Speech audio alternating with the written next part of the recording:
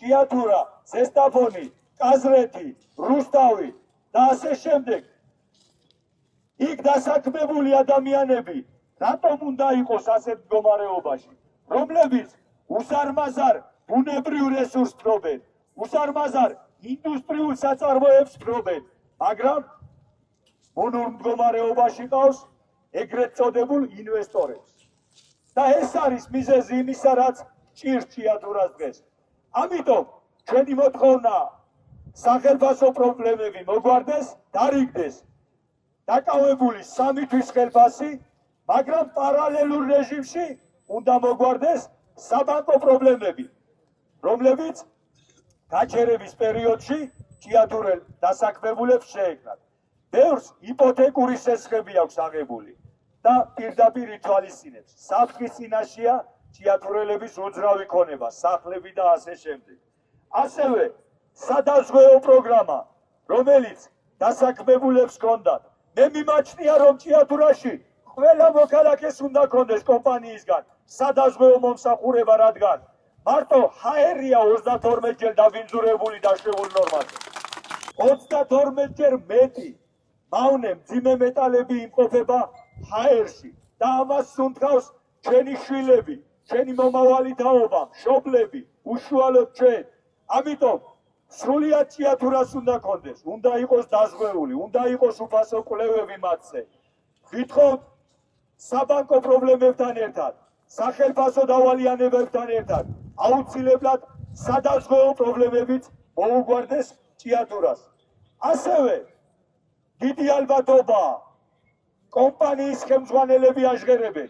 ყველაზე უარეს შემთხვევაში, თუ ჩვენ იძულებული გავხდით, რომ აღვადგინოთ მაღაროებში მუშაობა, ჩვენ დაგვჭირდება 2000 დასაქმებული, 3620 დასაქმებულის ნაცვლად.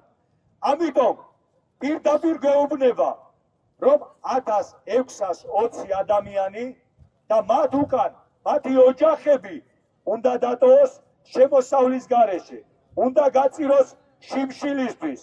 ეს არის ჭიათურელისთვის მიუღებელი, რადგან არჩევანი უნდა გავაკეთო მე, ჩემსა და ჩემს მეგობარს შორის. მე დავრჩე სამსახურში, თუ ის წავიდეს, ის დარჩეს სამსახურში. ეს არის უბედურება ხალხო.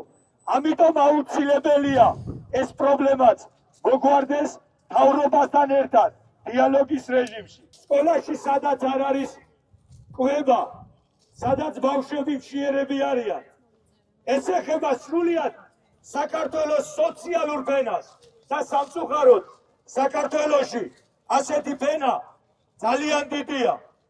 არსებობენ უმდიდრესები და არსებობენ ღატაკები. ეს არის კატასტროფა, რომ საქართველოში ძლიერი საშუალო ფენა თითქმის არ არსებობს. უკვე 25 დღეა ვაპროტესტებ. არაერთი ფართომასშტაბიანი აქცია გქონია ჭიათურაში. ყოველდღიური პროტესტი გვაქვს. გვაქვს საზღვრები ჩაკეტილი ჭიათურიდან გასასვლელი გზები. მათთვის ვინც ცდილობს ჭიათურიდან გაიტანოს მანგანუმი და ის ბუნებრივი რესურსი, რაც ჭიათურას გააჩნია.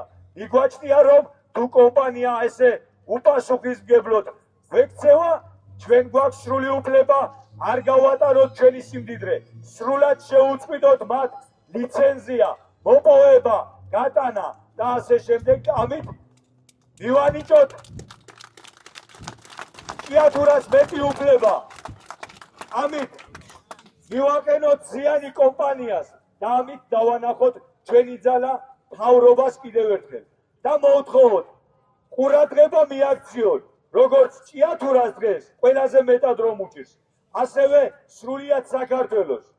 არ არის გამოსავალი კაბინეტში იჯდე და რაღაცას ავსებდე ან წერდე. გამოდი გარეთ, შეხედე შენი მოსახლეობა, ვინც მხარი დაგიჭირა, ვინც მოგიყვანა სათავეში. რა დღეშია დღეს? და მხოლოდ საარჩევნო რეკლამებისთვის, წინა საარჩევნო პერიოდში არ უნდა ახსენდებოდეთ, რომ არსებობს ჭიათურაში ხალხი, რომ არსებობს სამეგრელოში ხალხი, რომ არსებობს თბილისში ხალხი, კახეთში და ასე შემდეგ. ჩვენ ყოველდღიურად ცხოვრობთ. ყოველდღიურად ცხოვრობთ იმ გაუსაძლის პირობებში, რასაც თქვენი კანონის თუ უკანონობის გამო განვიცდით მთელი საქართველო, როგორც მუშათა კლასი, ასევე მეურნე და ასევე სრულიად ყველა ადამიანი, ვინც უკლებლივ ცხოვრობს ჭიათურაში.